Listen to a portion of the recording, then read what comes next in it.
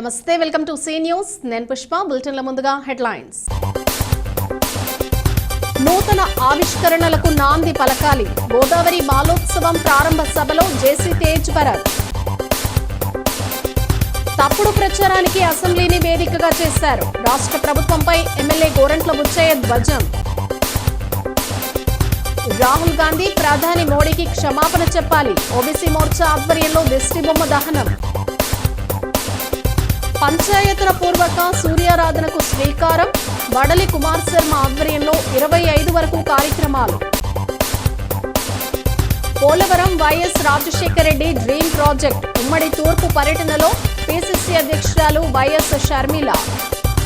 చారిత్రక రాజమహేంద్రవరంలో జరుగుతున్న గోదావరి బాలోత్సవంలో విద్యార్థులు నూతన ఆవిష్కరణలకు నాంది పలకాలని joint collector N Tej Bharat పిలుపునిచ్చారు.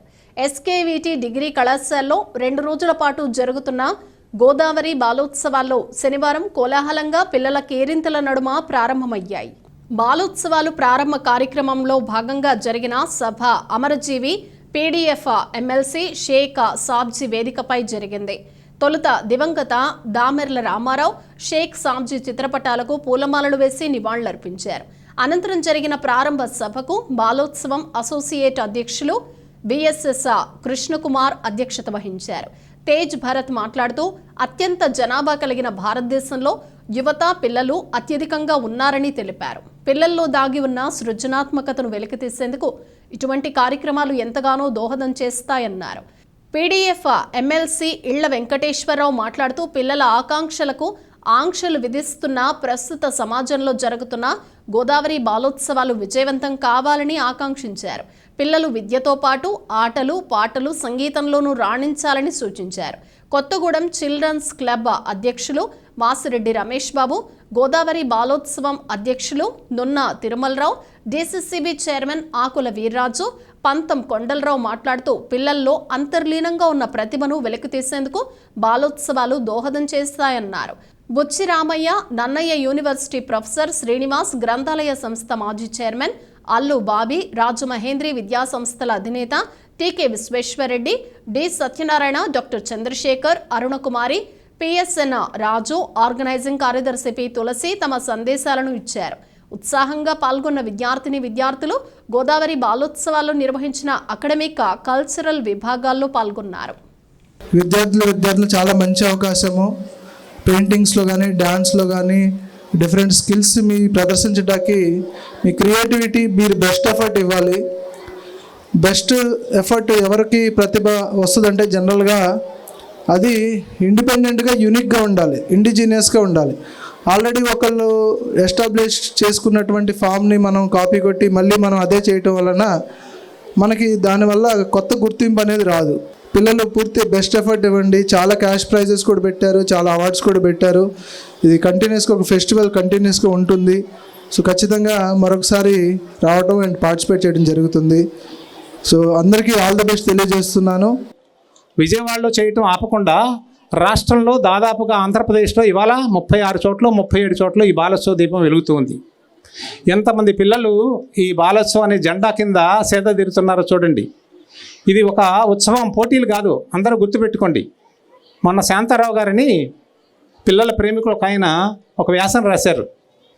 మార్కులు, ర్యాంకులతో సతమతమే పిల్లలకి సేద తీర్చడానికి ఈ బాలోత్సవం పుట్టింది.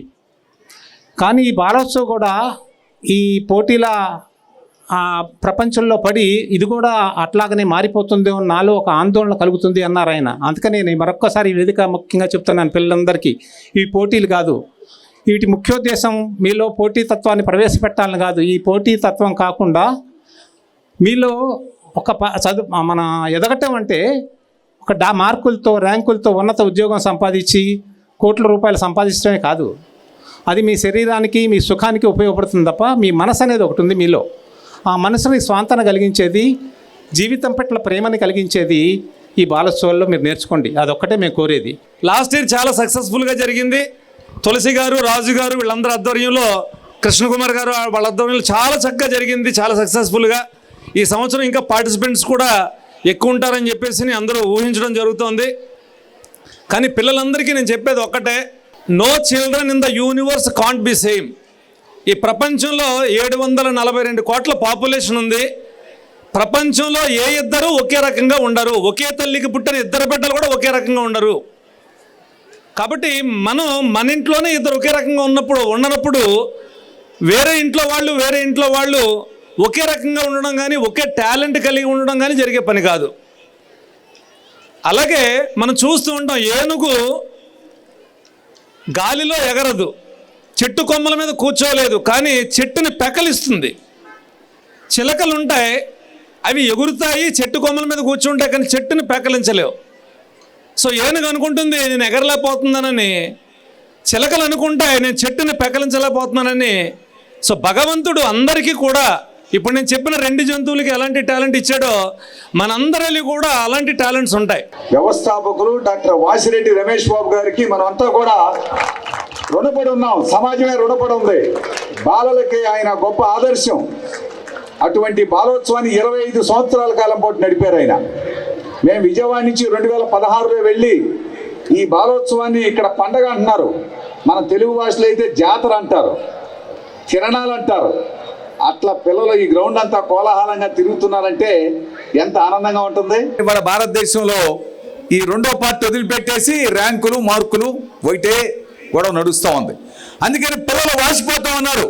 మాకు ఆట, మేము ఆ పిల్లల వయసు ఆడాలి, పాడాలి, గంతాలని కోరుకుంటారు. అటువంటి బాలలకి ఇటువంటి చక్కటి అవకాశం బాలోత్సవం కల్పిస్తూ ఉంది. అందుకని మనం ఇవాళ ప్రభుత్వాన్ని, ఏ ప్రభుత్వం అయినా కానివ్వండి, ఆట పాటలతో కూడిన విద్య కావాలి అని కోరాలి.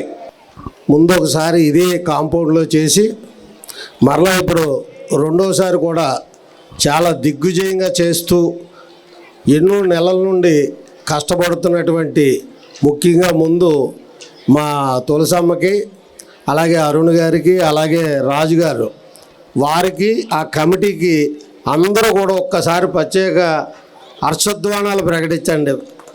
ఎందుకంటే చాలా కష్టమైన జాబ్ ఇది. ఒక ఆర్గనైజ్ చేయడం అంటే ఏదో చిన్న చితక విషయం కాదు. ఇన్ని నెంబర్ ఆఫ్ స్కూల్స్, ఇంతమంది నెంబర్ ఆఫ్ టీచర్స్ని కూడా కూడికలో పెట్టుకుని వాళ్ళందరినీ కూడా ఇక్కడ తీసుకురావడం అనేటువంటిది పెద్ద జాబ్ ఒకటైతే, 2 ఆర్థికంగా చాలా కష్టాలు ఎదుర్కోవాల్సి ఉంటుంది. అటువంటి ఆర్థిక సమస్యల్ని మేము ఉన్నాం ముందుకి అంటూ ఈ వేదిక మీద ఉన్న పెద్దలందరూ రావడం, దాన్ని సమన్వయపరుస్తున్నటువంటి కృష్ణకుమార్ గారు, వీళ్ళందరి యొక్క కృషి ఈ వేళ ఇంత గ్రాండ్ సక్సెస్ అవ్వడానికి కారణం. కాబట్టి వారందరిని అభినందిస్తూ శాప్ వాళ్ళు పర్మిషన్ కూడా ఇచ్చారు. మనం కండక్ట్ చేయడం వాళ్ళ హై స్కూల్స్ హెడ్ మాస్టర్స్కి, అలాగే జిల్లా శాప్ అధికారులకి కూడా ఇన్స్ట్రక్షన్స్ కూడా ఇచ్చి అఫీషియల్గా లెటర్ కూడా ఇచ్చారు. త్వరలోనే రాజమండ్రి స్కూల్స్లో చదువుతున్న పిల్లలందరికీ కూడా ప్రతి నెల ఒక కాంపిటీషన్ కండక్ట్ చేయడం జరుగుతుంది. ఒక నెల కబడ్డీ, ఒక నెల వాలీబాల్, అలాగా రాజమండ్రి సిటీలో ఉన్న స్కూల్స్ అందరికీ కండక్ట్ చేసి వాళ్ళకి ప్రైజులు, అలాగే గవర్నమెంట్ తరఫు నుంచి సర్టిఫికెట్లు కూడా ఇవ్వడం జరుగుతుంది. రాష్ట్ర ప్రభుత్వం గత 4.5 పాలనలో ఒక్క హామీ కూడా నెరవేర్చలేదని, సంక్షేమం పేరుతో అన్ని పథకాలకు కోతలు విధించారని, ఓటాన్ అకౌంట్ బడ్జెట్ పేరుతో రాష్ట్ర గవర్నర్తో అంకెల గారడి చదివి వినిపించి ప్రజల్ని మళ్లీ మోసం చేయాలని చూస్తున్నారని గోరంట్ల బుచ్చయ్య చౌదరి ఆగ్రహం వ్యక్తం చేశారు. చివరికి గవర్నర్ ప్రసంగంలో కూడా అబద్ధాలు చెప్పించే దుస్థితికి జగన్ ప్రభుత్వం దిగజారిపోయిందని, అబద్ధాలు చదువుతున్న భావనతో రాష్ట్ర గవర్నర్ 4 గ్లాసుల నీళ్లు తాగారని ఎద్దేవా చేశారు. స్థానిక గాంధీపురంలోని ఆయన నివాసంలో శనివారం జరిగిన మీడియా సమావేశంలో గోరంట్ల మాట్లాడుతూ, అసెంబ్లీకి వచ్చిన వైసీపీ ఎమ్మెల్యేల ముఖాల్లో మళ్లీ గెలుస్తామనే ఆశ ఎక్కడా కనిపించలేదని, ఓడిపోతామనే అభద్రతా భావంతోనే ఉన్నారని అన్నారు. 5 ఏళ్లలో 5,000 ఉద్యోగాలు మాత్రమే కల్పించామని స్వయంగా వైసీపీ ప్రభుత్వమే చెప్పిందని, ఆర్థిక మంత్రి బుగ్గన ఒక అప్పుల అప్పారావని, ఆయన సమయమంతా ఢిల్లీ వెళ్లి అప్పులు చేయటానికే సరిపోయిందని విమర్శించారు. అమ్మఒడి 2 బిడ్డలకు హామీ అని ఇచ్చి చెప్పి ఒకరికి మాత్రమే ఇచ్చారని, అమ్మఒడికి 84 లక్షల మందికి అర్హులైతే 44 లక్షల మందికి మాత్రమే ఇచ్చారన్నారు. అవినీతిలో సీఎం జగన్కు పద్మవిభూషణ్ ఇవ్వాలని ఎద్దేవా చేశారు. బీజేపీతో పొత్తు ఇంకా ఖరారు కాలేదని, బీజేపీతో కలవటమా లేదా బయట నుంచి మద్దతు ఇవ్వటమా అనేది ఇంకా నిర్ణయం అవ్వాల్సి ఉందన్నారు. 175 సీట్లలో ఎక్కువ త్యాగం టీడీపీనే చేయాల్సి ఉంటుందని వెల్లడించారు. జనసేన క్యాడర్ పరంగా ఇంకా బలపడాలని, పవన్ కళ్యాణ్ ఎప్పటికైనా రాజ్యాధికారం చేపట్టాలని కోరుకుంటున్నారని వ్యాఖ్యానించారు. రాజమండ్రి రూరల్కి 4వ కృష్ణుడుగా మంత్రి చెల్లుపోయిన వేణు వచ్చారని, పంచాయతీల్లో ముగ్గు చెల్లించడానికి రూపాయి లేకపోయినా వేణు పర్యటనకు లక్షల రూపాయల ఖర్చుతో ఫ్లెక్సీలు కడుతూ ఉండటం విచిత్రంగా ఉందన్నారు. ఆఖరి రోజునైతే అసలు కోరం లేదు, 5 ఉన్నారు. మేము 12 మంది ఉన్నాం, 5 ఉన్నారు. కోరం లేక 20 నిమిషాలు బెల్ల మోగుతానే ఉంది.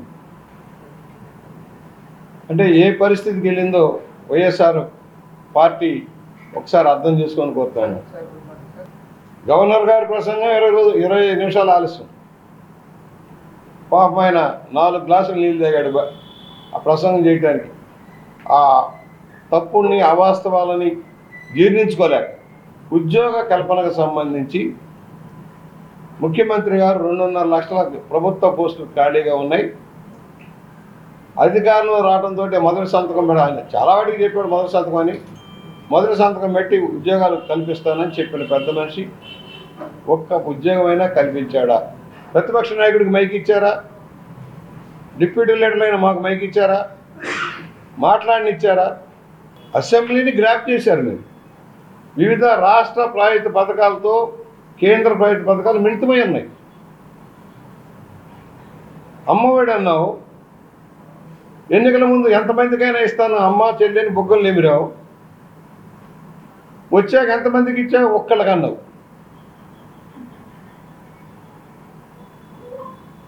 ఎన్ని లక్షల మంది బిడ్డలు చదువుతున్నారు, ఎంతమందికి ఇచ్చావు?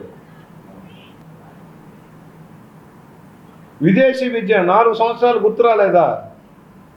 తెలుగుదేశం హయాంలో ఐడెంటిఫై చేసిన ఫేమస్ యూనివర్సిటీలో విదేశాల్లో చదువుకున్న దళితులు, బలహీన వర్గాలు కానీ పేదవాళ్ళందరూ కూడా అవకాశాలు ఇస్తే 10 నెలల బిట్టి మాత్రం 370 మందికి ఇచ్చేవా?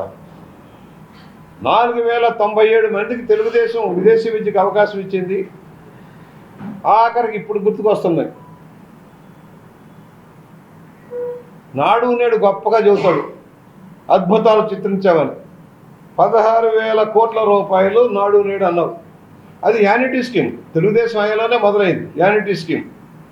స్కూల్స్ అన్నిటి కూడా రీమోడల్ చేసుకుంటూ రావటం, డిజిటలైజేషన్ చేయటం, అవన్నీ కూడా. బలమైన క్యాడర్ ఉంది, నాయకులు ఉన్నారు. ఇవ్వాల్సి వస్తే ఏళ్లలో నుంచే ఇవ్వాలి కనుక. జనసేనకి మొన్నటిదాకా అంత బలం లేదు కదా, అంటే మనం ఫేర్గా చెప్తాం, ఉంది ఆయనకి జనంలో ఉంది కానీ క్యాడర్గా నిర్మాణాత్మక శక్తి లేదు. ఇప్పుడు బలపడుతున్నారు, అది వేరే విషయం. అందువల్ల అవన్నీ జాగ్రత్తగా చూసి వాళ్ళకు ఆయన బలపడాలని కోరుకుంటున్నారు. నెమ్మదిగా బలపడాలి, ఎప్పుడైనా రాజ్యాధికారం రావాలని కోరుకుంటున్నాం, తప్పే ఉంది. బల్బు మారితే మార్చడానికి డబ్బులు లేవు కానీ మరి కొత్త ఇన్ఛార్జి గారు పర్యటన చేస్తే మాత్రం లక్ష అడగండి మీరు సెక్రటరీని, 1,50,000 2 లక్షల రూపాయలు పాపం పూలు చల్లటానికో ఆయన ఫ్లెక్సీలు వేయటానికో పంచాయతీ డబ్బులతోటే. అధికారంలో రాకతలకే, ఎమ్మెల్యే కాకతలకే వీళ్ళతోటి ఇంత ఖర్చు పెట్టిస్తూ ఉంటే రేపు అధికారంలోకి వస్తే అధికార దుర్వినియోగం ఎలా ఉంటుందో లెక్కేసుకోండి. తూర్పుగోదావరి జిల్లా బీజేపీ ఓబీసీ మోర్చా జిల్లా అధ్యక్షుడు కాలిపు సత్యసాయిరాం ఆధ్వర్యంలో ప్రధాని నరేంద్ర మోడీ బీసీ కాదని రాహుల్ గాంధీ చేసిన అనుచిత వ్యాఖ్యలను నిరసిస్తూ పెద్ద ఎత్తున బీజేపీ నాయకులు ఆయన దిష్టిబొమ్మ దహనం చేశారు. తక్షణం రాహుల్ గాంధీ ప్రధాని మోడీకి క్షమాపణ చెప్పాలని డిమాండ్ చేశారు. ఈ సందర్భంగా కాలిపు సత్యసాయిరాం మాట్లాడుతూ ఒరిస్సాలో జరుగుతున్న జోడో యాత్రలో రాహుల్ గాంధీ నరేంద్ర మోడీపై చేసిన అనుచిత వ్యాఖ్యలు యావత్ బీసీ సమాజాన్ని అవమానించడమేనని, మోడీ పుట్టుకతోనే ఓబీసీ కాదని, ఆ కులం ఓబీసీలలో తర్వాత చేర్చబడిందని, ఓబీసీ అని చెబుతూ దేశాన్ని మోసం చేస్తున్నారని తీవ్రమైన వ్యాఖ్యలు చేయటం సరికాదన్నారు. ఈ వ్యాఖ్యలు బీసీ సమాజం, రాజ్యాంగంపై రాహుల్కి ఉన్న చులకన భావం తెలియజేస్తున్నాయని, రాహుల్కి ఉన్న అవగాహన రాహిత్యాన్ని చూపిస్తోందని, నరేంద్ర మోడీ ఒక బీసీ సమాజం నుండి వచ్చి ఈ దేశాన్ని అద్భుతంగా పాలిస్తూ ఉంటే నెహ్రూ కుటుంబం జీర్ణించుకోలేకపోతోందని విమర్శించారు. ఓబీసీ మోర్చా రాష్ట్ర ఉపాధ్యక్షుడు కురగంటి సతీష్ మాట్లాడుతూ రాహుల్ గాంధీకి ఈ దేశంపై ద్వేషం ఉందని, సామాన్య కుటుంబంలో పుట్టిన నరేంద్ర మోడీ లాంటి వ్యక్తిని ప్రధానిని చేయటం, మోడీ ప్రభుత్వం గొప్ప పాలన అందించడం రాహుల్లో ఈర్ష్య కలిగిస్తోందన్నారు. బీజేపీ రాష్ట్ర కార్యవర్గ సభ్యులు అడబాల రామకృష్ణ, జిల్లా సంయోజక పడాల నాగరాజు, యువ మోర్చా జిల్లా అధ్యక్షుడు కందికొండ రమేష్, మన్నెం శ్రీనివాస్, పిల్లాడి రుద్రయ్య, మట్ట నాగబాబు, రత్నారెడ్డి, రుత్తుల చిన్నబాబు, వీర వీరాంజనేయులు, డాక్టర్ అనురాధ, అధికారి లక్ష్మి, పైబోయిన సురేంద్ర, చాగంటి నరసింహారావు, చింతపల్లి సతీష్, కొల్ల శ్రీనివాస్, పాతూరి రవిశంకర్, కండవెల్లి సాయి శంకర బాలు, మువ్వల మహేష్, గణేష్ రెడ్డి, బండి సత్యప్రసాద్, తంగెళ్ల శ్రీనివాస్, మల్లిడి శ్రీనివాస్ రెడ్డి తదితరులు పాల్గొన్నారు. మొన్నటి రోజున ఒరిస్సాలో రాహుల్ గాంధీ జోడో యాత్ర చేస్తూ మన ప్రీతం ప్రధాని నరేంద్ర మోడీ గారిని బీసీ కాదని, బీసీ సమాజాన్ని నరేంద్ర మోడీ అవమానపరుస్తూ చేసిన అనుచిత వ్యాఖ్యలపై ఈరోజు భారతీయ జనతా పార్టీ ఓబీసీ మోర్చా ఆధ్వర్యంలో స్థానిక కంపల్సరీ సెంటర్లో రాహుల్ గాంధీ దిష్టిబొమ్మ దగ్ధ చేసే కార్యక్రమం నిర్వహించబడింది. మన రాహుల్ గాంధీ గారు భారతదేశంలో ప్రథమ బుడ్డోడుగా మేము అందరూ వర్ణిస్తాం. మరి చాచా నెహ్రూ గారికి పిల్లలంటే చాలా ఇష్టం. అంత వయసు వచ్చినా సరే చిన్నపిల్లల్లాగే ఉండిపోయిన రాహుల్ గాంధీ నరేంద్ర మోడీ పరిపాలన చూసి ఏ రకంగా విమర్శించడానికి ఏ అంశాలు లేక నరేంద్ర మోడీ గారి కులం పైన బీసీల పట్ల అవమానంగా మాట్లాడడం ఓబీసీ మోర్చా తీవ్రంగా ఖండిస్తుంది. నరేంద్ర మోడీ సంక్షేమం, నరేంద్ర పాలన చూసి వారవలేక ఏ రకమైన విమర్శలు చేయాలి, ఏ రకంగా ఆయన అవమానపరచాలని వెతుక్కుంటుంటే ఏ అంశం దొరక్క ఈ కులం పేరు పట్టుకొని వెంపర్లాడుతున్న ఈ రాహుల్ గాంధీ వెంటనే నరేంద్ర మోడీ గారికి, బీసీ సమాజానికి క్షమాపణ చెప్పాలి. ఈ దేశంలో ఎందుకు పనికిరానటువంటి వ్యక్తి రాహుల్ గాంధీ నరేంద్ర మోడీ గారికి వచ్చే ఆదరణ చూడలేక ఆయన ఒక బీసీ అవ్వడం, ఈ దేశంలో ఆయన ప్రధానమంత్రి అయిన తర్వాత 27 మంది బలహీన వర్గాలని మంత్రుల కింద ఏర్పాటు చేయడం వారవలేక రేపు మళ్ళీ 2024లో కూడా నరేంద్ర మోడీ గారి ప్రభుత్వమే వస్తుందని మొత్తం దేశమంతా కూడా చెప్పుకుంటున్న సందర్భంలో వీళ్ళు ఎలాగ అధికారంలోకి రాలేమని, వారు బీసీ కాదని చెప్పాలనే ఒక దురాలోచనతో రాహుల్ గాంధీ గారు ప్రయత్నం చేశారు. అయ్యా రాహుల్ గాంధీ గారు, ఇప్పటికే ప్రజలు మీకు బుద్ధి చెప్పారు. ఎప్పటికీ కూడా ఈ దేశంలో మీకు అవకాశం ఉండదు. ఇంకా మీరు ఇటువంటి దిగజారుడు వ్యాఖ్యలు చేస్తే మాత్రం భారతీయ జనతా పార్టీ కార్యకర్తలు ఎక్కడా ఊరుకునే పరిస్థితి ఉండదు. ఈవేళ దేశంలో బలహీన వర్గాలు 55% పైసలకు ఉన్నారు. అటువంటి వర్గాలకి నరేంద్ర మోడీ గారిని దూరం చేద్దామని మీరు అనుకుంటే ఎట్టి పరిస్థితుల్లో మీ వల్ల కాదు. మాఘమాసం సందర్భంగా నిర్వహించతలపెట్టిన షోడశ దిన ప్రయుక్త పంచాయతన పూర్వక సూర్యారాధనకు శనివారం శ్రీకారం చుట్టారు.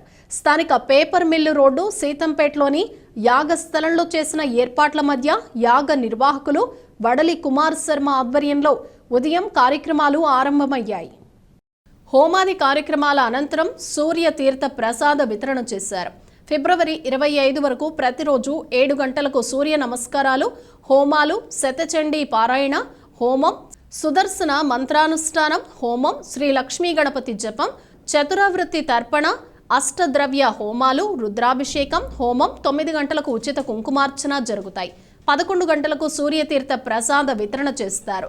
రథసప్తమికి విశేష ఆరాధనలు, 14 నుంచి 18 వరకు శ్రీ మహాలక్ష్మి ఆరాధనలు, తామర పువ్వులతో హోమాలు, 13న వరసిద్ధి వినాయక కళ్యాణం, 15న శ్రీ వల్లి దేవసేన సమేత సుబ్రహ్మణ్య స్వామి కళ్యాణం, 17న శ్రీ రమా సమేత వీర వెంకట సత్యనారాయణ స్వామి కళ్యాణం, 19న శ్రీ శివపార్వతుల కళ్యాణం, 21న శ్రీ లక్ష్మీనారాయణ కళ్యాణం, 23న సూర్య కళ్యాణం, 24న జ్యోతిర్లింగార్చన నిర్వహిస్తున్నట్లు కుమార్ శర్మ వివరించారు.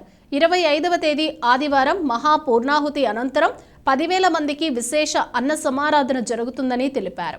భక్తులందరూ పాల్గొని సూర్య భగవానుని అనుగ్రహానికి పాత్రులు కావాలని, ముఖ్యంగా కుంకుమ పూజల్లో మహిళలు విశేషంగా పాల్గొనాలని కోరారు. దివంగత ముఖ్యమంత్రి వైఎస్ రాజశేఖర రెడ్డి స్ఫూర్తితో ప్రజల సమస్యలు తెలుసుకునేందుకు రచ్చబండ కార్యక్రమం నిర్వహిస్తున్నామని, దీంతో ప్రజల సమస్యలు ప్రభుత్వానికి, ప్రతిపక్షానికి తెలిస్తే పరిష్కారం అయ్యే అవకాశం ఉందంటూ పిసిసి అధ్యక్షురాలు వైఎస్ షర్మిల అన్నారు. చాగల్లులో తూర్పుగోదావరి జిల్లా కాంగ్రెస్ అధ్యక్షురాలు అరిగెల అరుణకుమారి అధ్యక్షతన నిర్వహించిన రచ్చబండలో ఆమె ప్రజల సమస్యలు తెలుసుకున్నారు. కాంగ్రెస్ పార్టీ నాయకులు జేడి శీలం, ఎంఎం పల్లంరాజు, మాజీ మంత్రి రఘువీరారెడ్డి, గిడుగు రుద్రరాజు, బోడా వెంకట్, అమర్ జహాబేగ్, పిసిసి ప్రధాన కార్యదర్శులు ఆకుల భాగ్య సూర్యలక్ష్మి, తాళ్లూరి విజయ్ కుమార్ తదితరులు పాల్గొన్నారు. ఈ సందర్భంగా జరిగిన సభలో షర్మిల మాట్లాడుతూ వైఎస్ రాజశేఖర రెడ్డి వారసులమని చెప్పుకుంటే చాలదని, ఆయన స్ఫూర్తి కూడా పాలనలో కనిపించాలని జగన్ ఉద్దేశించి వ్యాఖ్యానించారు. పోలవరం ప్రాజెక్ట్ ప్రత్యేక హోదా సాధనకు ఆనాడు చంద్రబాబు, నేడు సీఎం జగన్ ఘోరంగా విఫలమయ్యారని విమర్శించారు. జగన్ ఎంపీల్ని, రాష్ట్రాన్ని కూడా బీజేపీ ప్రభుత్వానికి బానిసలుగా మార్చారని మండిపడ్డారు. ఆనాడు ప్రతిపక్ష నేతగా ఉద్యమాలు చేసిన జగన్ నేడు ప్రత్యేక హోదా అంటే నోరు మెదపడం లేదని మండిపడ్డారు. వైఎస్ఆర్ నిరంతరం రైతులకు వ్యవసాయాన్ని పండుగగా చేయాలని, రైతుల సంక్షేమానికి కృషి చేస్తే జగన్ రాష్ట్రంలో రైతులని నిలువునా మోసం చేసి వ్యవసాయాన్ని దండగ చేశారని ఆరోపించారు. ప్రత్యేక హోదా, పోలవరం ప్రాజెక్టు పూర్తి కావాలంటే అటు కేంద్రంలోనూ ఇటు రాష్ట్రంలోనూ కాంగ్రెస్ పార్టీ ప్రభుత్వం అధికారంలోకి రావాలని, ఆ దిశగా ప్రజలు ఆలోచన చేయాలని పిలుపునిచ్చారు. పోలవరం ప్రాజెక్టు రాజశేఖర రెడ్డి గారి డ్రీమ్ ప్రాజెక్ట్. ఎప్పుడో 1941లో పోలవరం ప్రాజెక్టు కట్టాలనుకుంటే దాన్ని మొదలుపెట్టే సాహసం ఏ నాయకుడు చేయలేదు. రాజశేఖర రెడ్డి గారు ముఖ్యమంత్రి అయిన 6 నెలల్లోనే రాజశేఖర రెడ్డి గారు పోలవరం ప్రాజెక్టు కట్టాలి అని జలయజ్ఞంలో భాగంగా తను ముఖ్యమంత్రి అయిన అదే సంవత్సరంలో నవంబర్లోనే పోలవరం ప్రాజెక్టుకు శంకుస్థాపన చేశారు రాజశేఖర రెడ్డి గారు. అద్భుతమైన ప్రాజెక్టు, రాజశేఖర రెడ్డి గారి కలల ప్రాజెక్టు. 8 లక్షల ఎకరాల కొత్త ఆయకట్టు, 12 లక్షల ఎకరాల పాత ఆయకట్టు స్థిరీకరణ, మొత్తం 20 లక్షల ఎకరాలకు నీళ్ళిచ్చే ప్రాజెక్టు పోలవరం ప్రాజెక్టు. రాజశేఖర రెడ్డి గారు ఆ రోజు 10,000 కోట్లు అవుతుంది, 190 టీఎంసీల ప్రాజెక్టు అని ఆ రోజు రాజశేఖర రెడ్డి గారు సాహసం చేసి మొదలు పెట్టారు. ఆ ప్రభుత్వంలో 4,500 కోట్ల పనులు కూడా చేశారు. కానీ రాజశేఖర రెడ్డి గారు వెళ్ళిపోయిన తర్వాత మళ్ళీ ఆ ప్రాజెక్టు ఒక టీడీపీ కానీ వైసీపీ కానీ అటు చంద్రబాబు గారు కానీ ఇటు జగనన్న గారు కానీ మళ్ళీ ఆ ప్రాజెక్టుని కదిలించలేదు. విభజన హామీ పోలవరం ప్రాజెక్టు 90% నిధులు ఇవ్వాలి అన్నది ఒప్పందం. కానీ చంద్రబాబు గారు, కొత్త రాష్ట్రానికి ముఖ్యమంత్రి అయిన చంద్రబాబు గారు పోలవరం ప్రాజెక్టుకు కేంద్రం సాయం చేస్తుంది అంటే మీరు ప్రాజెక్టు కట్టకండి, మేమే కట్టుకుంటాము, డబ్బులు ఇవ్వండి అని మాట్లాడుతున్నారు. చంద్రబాబు గారు 15,000 కోట్ల రూపాయలు అని చెప్పి 2018 కల్లా పోలవరం ప్రాజెక్టును పూర్తి చేస్తాను అని అసెంబ్లీ సాక్షిగా చెప్పాడు. కాబట్టి చెప్పిన చంద్రబాబు గారి వల్ల పోలవరం ప్రాజెక్టు కట్టడము సాధ్యం కాలేదు. ఆ తర్వాత జగనన్న గారు యువజన శ్రామిక రైతు కాంగ్రెస్ పార్టీ అధ్యక్షుడు ముఖ్యమంత్రి అయిన తర్వాత పోలవరం ప్రాజెక్టు మళ్ళీ రివర్స్ టెండరింగ్ అని చెప్పి ఏకంగా 10,000 కోట్లు ఉన్న రాజశేఖర రెడ్డి గారి ప్రాజెక్టును చంద్రబాబు గారు 30,000 కోట్లకు తీసుకెళ్తే జగనన్న గారు 55,000 కోట్ల ప్రాజెక్టుగా చూపించారు. కానీ దాన్ని ఎత్తు తగ్గించి 90 టీఎంసీల ప్రాజెక్టే అన్నారు. సరే పోనీ అదైనా చేశారా అంటే కేంద్రంతో మాట్లాడుతున్నాము, వాళ్ళతో మాట్లాడుతున్నామని మాటలు సాగదీశారే తప్ప ఇంతవరకు పోలవరం ప్రాజెక్టు కాలేదు. 2021లో పోలవరం ప్రాజెక్టును పూర్తి చేస్తాను అని చెప్పిన జగనన్న గారు ఇప్పుడు 2023 అసలు పోలవరం గురించి ఊసేలేదు. జగన్మోహన్ రెడ్డి గారి పార్టీ ఇబ్బందుల్లో ఉంటే 18 మంది ఎమ్మెల్యేలు ఆ రోజు రాజీనామాలు చేసి జగనన్న వైపు నిలబడితే వాళ్ళను మంత్రులను చేస్తానన్నాడు జగనన్న. ఈరోజు వాళ్ళల్లో ఎంతమంది మంత్రులుగా ఉన్నారు? వాళ్ళు రాజీనామాలు చేస్తే అమ్మ నేను వాళ్ళ కోసం తిరిగాను, వాళ్ళ గెలుపుకు పాటుపడ్డాం, వాళ్ళను గెలిపించాను. ఆ తర్వాత వైసీపీ పార్టీ ఇబ్బందుల్లో ఉంది అని నన్ను పాదయాత్ర చేయమంటే నా ఇంటిని వాటిని అన్ని పక్కన పెట్టి నా బిడ్డల్ని సైతం కాదనుకొని ఎండనగా వాననగా వేల కిలోమీటర్లు నెలల తరబడి రోడ్ల మీదనే పడుకుని 3200 కిలోమీటర్లు పాదయాత్ర చేసింది రాజశేఖర రెడ్డి. బీజేపీ పార్టీకి ఒక్క ఎమ్మెల్యే గెలవలేదు, ఒక్క ఎంపీ కూడా గెలవలేదు. అయినా కూడా ఈరోజు రాజ్యం ఏలుతున్నది మన రాష్ట్రంలో ఏ పార్టీ అని చూస్తే అది బీజేపీ పార్టీ. కారణం జగన్మోహన్ రెడ్డి గారు మొత్తం తన పార్టీనే కాదు రాష్ట్రాన్ని కూడా బీజేపీ పార్టీకి బానిసలుగా చేశారు. కాంగ్రెస్ పార్టీ 5 సంవత్సరాలు స్పెషల్ స్టేటస్ అంటే బీజేపీ పార్టీ లేదు 10 సంవత్సరాలు ఇస్తాము అన్నారు. బీజేపీ పార్టీ ఇదే విధానంతో ఎలక్షన్లో కూడా వెళ్ళింది. అప్పుడు చంద్రబాబు గారు చెప్పిన మాట లేదు, స్పెషల్ స్టేటస్ 15 సంవత్సరాలు కావాలి అన్నారు. నేను స్పెషల్ స్టేటస్ కోసమే బీజేపీతో పొత్తు పెట్టుకుంటున్నాను అన్నాడు.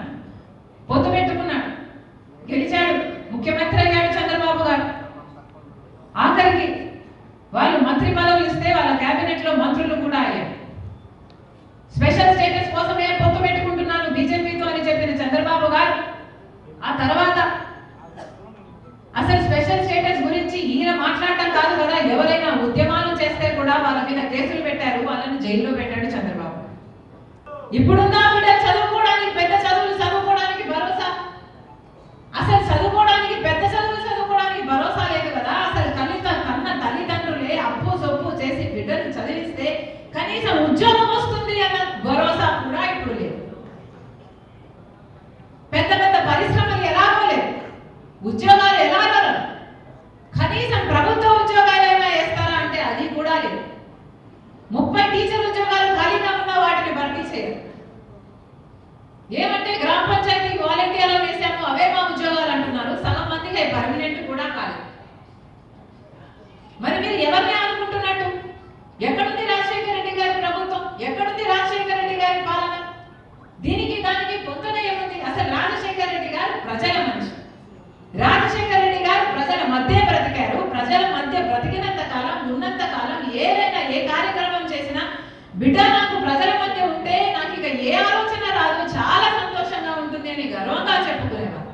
పిల్లల్లో అనారోగ్యానికి కారణమయ్యే నులిపురుగుల నివారణలో భాగంగా 1 నుంచి 19 ఏళ్ల లోపు వయస్సున్న 3,88,268 మంది పిల్లలకు ఆల్బెండజాల్ మాత్రలు పంపిణీ లక్ష్యానికి గాను ఇప్పటి వరకు 3,78,949 మంది పిల్లలకు పంపిణీ చేయటం జరిగిందని జిల్లా కలెక్టర్ డాక్టర్ కె మాధవీలత తెలిపారు. జాతీయ నులిపురుగుల నివారణ దినోత్సవాన్ని కార్యక్రమాన్ని పురస్కరించుకొని నులిపురుగుల నివారణ మందు పంపిణీ కార్యక్రమాన్ని స్థానిక సున్నీలాల్ జాజు మున్సిపల్ ఉన్నత పాఠశాలలో జిల్లా collector Madhavilatha, DM and HO Venkateswara Rao ఇతర అధికారులతో కలిసి ప్రారంభించారు. మాధవీలత మాట్లాడుతూ జిల్లా వ్యాప్తంగా గుర్తించిన 3,595 సంస్థల్లో నులిపురుగు నివారణ టాబ్లెట్లు పంపిణీ చేస్తున్నట్లు తెలిపారు. జాతీయ నులిపురుగుల నిర్మూలన కార్యక్రమం వైద్య ఆరోగ్య శాఖ ద్వారా జిల్లా వ్యాప్తంగా పంపిణీ చేస్తున్నామన్నారు. కడుపులో నులిపురుగులు అభివృద్ధి చెందితే పిల్లలు అనారోగ్యానికి గురవుతారని, ఆహారం, మురుగు చేతుల ద్వారా లార్వా చర్మం లోపలికి చొచ్చుకుపోవటం వల్ల వీటి సంక్రమణ వల్ల అనారోగ్యానికి గురవుతారన్నారు.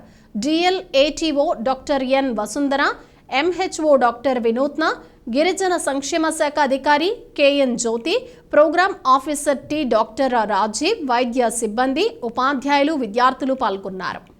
ఏమవుతుంది ఆ టాబ్లెట్ వేసుకుంటే?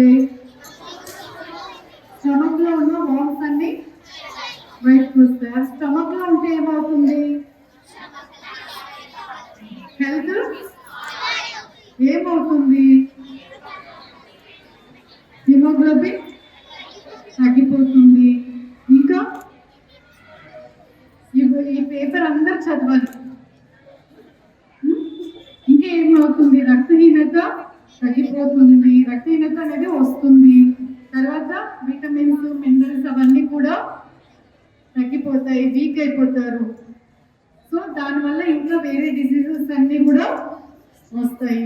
మీరందరూ హెల్తీగా లేకపోతే ఏమవుతుంది? చదువుకోగలరా? సో చదువుకోవాలి అంటే హెల్తీగా ఉండాలి. సో హెల్త్ ఈజ్ వెల్త్, అంటే ఆరోగ్యమే మహాభాగ్యం. ప్రమాదకరంగా మారిన క్వారీ గోతుల గురించి కరపత్రాల ద్వారా ప్రచారం చేపట్టిన రాజమండ్రి నగరపాలక సంస్థ స్టాండింగ్ కమిటీ మాజీ చైర్మన్ బర్రె కొండబాబు వినూత్న రీతిలో తన ప్రచారం కొనసాగిస్తున్నారు. తాను చేపట్టబోయే ఉద్యమానికి అండగా నిలవాలని క్వారీ ప్రాంత ప్రజలను కోరుతున్నారు. జాతీయ జెండా చేతబూని వీధి సమావేశాల ద్వారా ఇప్పటికే సింహాచల నగర్ ప్రజలకు క్వారీ గోతుల సమస్యను వివరించి ఈసారి తాను చేపట్టబోయే ఉద్యమానికి అండగా నిలవాలని కోరుతున్న కొండబాబు రేషన్ వ్యాన్, డిపోలు, కూరగాయల దుకాణాల వద్ద కూడా ప్రజలకు క్వారీ గోతుల గురించి ప్రచారం చేశారు. రేషన్ బియ్యం కోసం వచ్చిన మహిళలకు ప్రమాదకరంగా మారిన గోతుల గురించి వివరించారు. అలాగే కూరగాయల దుకాణాల వద్ద కూర్చుని ఆకుకూరలు, కూరగాయలు కొనటానికి వచ్చిన ప్రజలకు సమస్యను వివరించారు. ఈసారి తాను చేపట్టబోయే ఉద్యమానికి ప్రజలు అండగా నిలవాలని కొండబాబు కోరారు. ఆయన మాట్లాడుతూ సింహాచల నగర్లోని అన్ని వీధుల్లో ప్రజలకు క్వారీ గోతుల సమస్య వివరించామన్నారు. దుకాణాలు, రేషన్ డిపోలు, కూరగాయల దుకాణాల వద్ద ప్రజలకు ప్రచారం చేశామన్నారు. ఈ ప్రాంతంలో ప్రచారం పూర్తయిందని, సుబ్బారావు నగర్ ప్రజలకు వీధి సమావేశాల ద్వారా సమస్య వివరిస్తామని కొండబాబు తెలిపారు. పూర్వ ప్రధాని పివి నరసింహారావుకు భారతరత్న పురస్కారం ప్రకటించడం ద్వారా కేంద్ర ప్రభుత్వం తన సంస్కారం చాటుకుందని అనేక టెలివిజన్ ఛానళ్ల సంగీత కార్యక్రమాల దర్శకుడు, దశాబ్దాలుగా ఎస్పీ బాలసుబ్రహ్మణ్యం అనుయాయి ఎన్బి శాస్త్రి హర్షం వ్యక్తం చేశారు. అవమానాలకు, చీత్కారాలకు గురైన పివికి భారతరత్నలో జాప్యం జరిగినప్పటికీ చివరకు న్యాయం జరిగిందని ఆయన తెలిపారు. పివికి భారతరత్న ప్రకటించిన గంటల వ్యవధిలో సిపి బ్రౌన్ మందిరం, గోదావరి గట్టు మీద ఉన్న పివి నరసింహారావు విగ్రహం వద్ద హర్ష సభ నిర్వహించింది. బ్రౌన్ మందిరం నిర్వాహకుడు సన్నిధానం శాస్త్రి అధ్యక్షతన జరిగిన ఈ సభలో ఎన్బి శాస్త్రి ముఖ్య అతిథిగా పాల్గొని పివి విగ్రహానికి పుష్పాంజలి ఘటించారు. సన్నిధానం మాట్లాడుతూ అస్తవ్యస్తమైన ఆర్థిక వ్యవస్థను గాడిన పెట్టిన ఘనుడు పివి అని పేర్కొన్నారు. రాజమండ్రి కేంద్రంగా నడుస్తున్న ఆంధ్ర కేసరి విద్యా సంస్థల ఆవిర్భావం వెనుక పివి నరసింహారావు పూర్తి సహకారం ఉందని చెప్పారు. మాజీ కార్పొరేటర్ మాటూరి రంగారావు, ప్రముఖ యువ గాయకుడు మల్లాది శ్రీరామ్, నగర ప్రముఖుడు దూర్వాసుల సత్యనారాయణ, హరిత దళం మేనేజర్ వై చిట్టిబాబు, ప్రతినిధి Durga Bhavani, K Ramesh, Hussain Mohammed, Kurasam Raj Kumar, Y Samuel Raju తదితరులు పాల్గొన్నారు. జగనన్న పాల వెల్లువపై శనివారం నుంచి గ్రామస్థాయిలో ఇంటింటి సర్వే నిర్వహించి పాడి రైతుల లబ్ధిదారుల గుర్తింపు చేపట్టాలని జిల్లా joint collector N Tej Bharat స్పష్టం చేశారు. హుక్కుంపేట గ్రామ సచివాలయం 1లో పాల సేకరణపై గ్రామ సచివాలయ వాలంటీర్ల శిక్షణ కార్యక్రమంలో ముఖ్య అతిథిగా జేసీ హాజరయ్యారు. ఈ సందర్భంగా తేజ్ భరత్ మాట్లాడుతూ జిల్లా వ్యాప్తంగా జగనన్న పాల సేకరణపై జిల్లా, డివిజన్, మండల స్థాయిలో శిక్షణ కార్యక్రమాలను నిర్వహించడం జరిగిందన్నారు. తదుపరి ప్రక్రియ కోసం గ్రామస్థాయి సచివాలయ పరిధిలో చేపట్టవలసిన సర్వేపై క్షేత్రస్థాయి సిబ్బందికి అవగాహన కల్పించడం జరుగుతోందన్నారు. ప్రభుత్వం జగనన్న పాల వెల్లువ ద్వారా సేకరించిన పాలకు వెన్న శాతం, చిక్కదనం ఆధారంగా ధర చెల్లింపులు చేస్తామన్నారు. జిల్లాలో చేయూత, ఆసరా కింద ప్రయోజనం కలిగిన పశు రైతులను గుర్తించి వారి వివరాలు జేపీవీ పోర్టల్లో నమోదు చేయాల్సి ఉందన్నారు. మండల పరిధిలో ఉన్న జగనన్న పాల వెల్లువ కేంద్రానికి గ్రామ సచివాలయం ఉన్న పాడి రైతు లబ్ధిదారుల ద్వారా పాల సేకరణ చేపట్టవలసి ఉంటుందన్నారు. మార్చి 1వ తేదీ నుంచి పాల సేకరణ ప్రక్రియను ప్రారంభించడం జరుగుతోందని, ఆలోగా వాలంటీర్లు సేకరించిన డేటా ఎంట్రీ సంబంధిత డిజిటల్ అసిస్టెంట్ ద్వారా పూర్తి చేయాలన్నారు. రూరల్ ఎంపీడీఓ డి శ్రీనివాసరావు, మండల వెటర్నరీ డాక్టర్ సౌమ్య పాల్గొన్నారు. వాళ్ళకి 50 రూపాయలు 60 రూపాయలు వస్తుంది. కానీ అంటే వాళ్ళు వాటర్ కొంచెం కలుపుతారు, వాటర్ అనేది కలపకూడదు. ఇప్పుడు అమూల్కి మనం పాలు పోసేటప్పుడు శాంపుల్ టెస్టింగ్ చేస్తాం. శాంపుల్ టెస్టింగ్ చేసి ఫ్యాట్ పర్సంటేజ్ చూసి ఆ ఫ్యాట్ ఎంత పర్సంటేజ్ ఉన్నదన్న ఆధారంగా మనీ పడుతుంది. సో ఎంత ప్యూరెస్ట్ ఫామ్ ఆఫ్ మిల్క్ పెడితే అంత ఎక్కువ అమౌంట్ వస్తుంది. నిన్న కొత్తగా కృష్ణా జిల్లాలో ఒక గ్రామంలో సర్వే చేసి కొత్తగా మహిళలతో ఈ పాలు పోసే కార్యక్రమం స్టార్ట్ చేస్తే అక్కడ 1 లీటర్కి 114 రూపాయలు వచ్చిందంట. అంటే ఇక్కడ మామూలుగా 50 రూపాయలకి లీటర్ అమ్ముతున్నారు, అమూల్ నుంచి 114 రూపాయలు వాళ్ళకి పడుతుంది. అండ్ ఫ్రీక్వెంట్గా వీక్లీ వన్స్ పేమెంట్స్ జరుగుతాయి.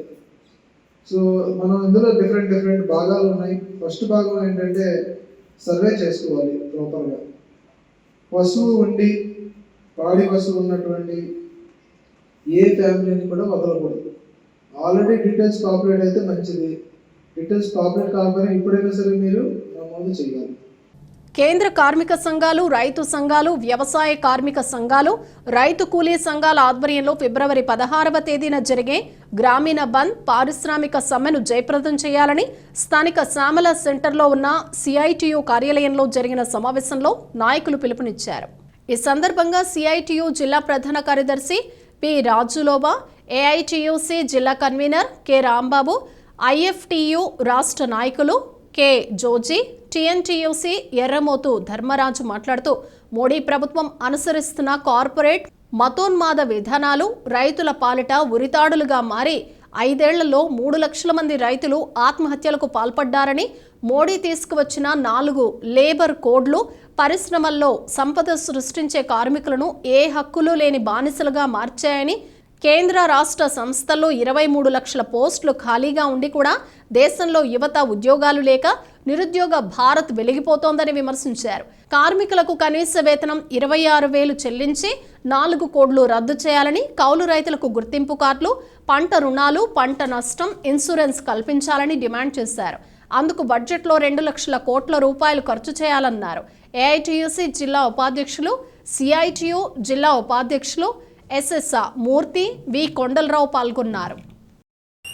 ఫిబ్రవరి 16వ తేదీన కేంద్ర కార్మిక సంఘాలు, సంయుక్త కిసాన్ మోర్చా రైతు సంఘాలు, వ్యవసాయ కార్మిక సంఘాలు కలిపి ఈరోజు దేశవ్యాప్త సార్వత్రిక సమ్మె నిర్వహిస్తున్నాయి.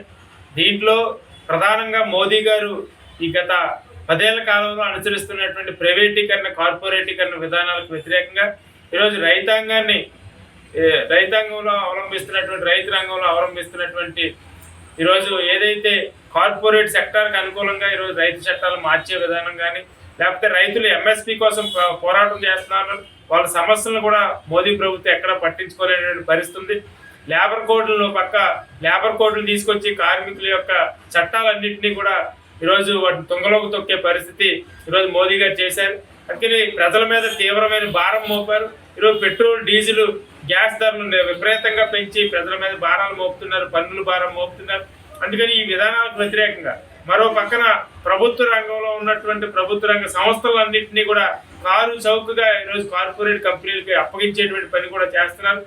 మోదీ ప్రభుత్వం అవలంబిస్తున్న కార్మిక రైతాంగ వ్యతిరేక విధానాలకు నిరసనగా ఫిబ్రవరి 16వ తేదీన జరిగే సార్వత్రిక సమ్మె కార్మిక వర్గం మొత్తం కూడా విజయవంతం చేయాలని చెప్పేసి ఈరోజు కార్మిక సంఘాలు సమావేశం రాజమండ్రిలో జరుగుతుంది.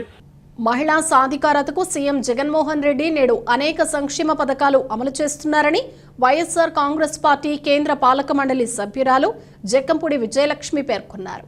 కోరుకొండ మండలం మధురపూడి మరియు గాడాల గ్రామాల్లో నిర్వహించిన డ్వాక్రా మహిళా సంఘాలతో సమావేశమయ్యారు.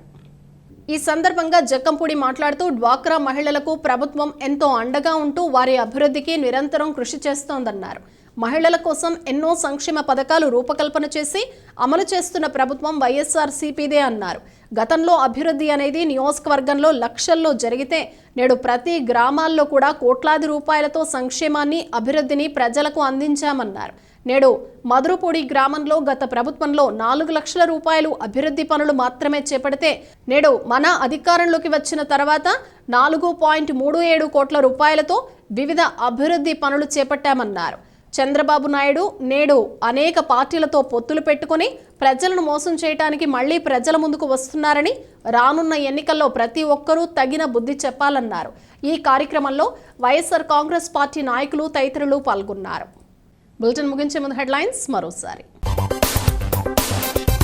నూతన ఆవిష్కరణలకు నాంది పలకాలి. గోదావరి బాలోత్సవం ప్రారంభ సభలో జేసీ తేజ్ భరత్.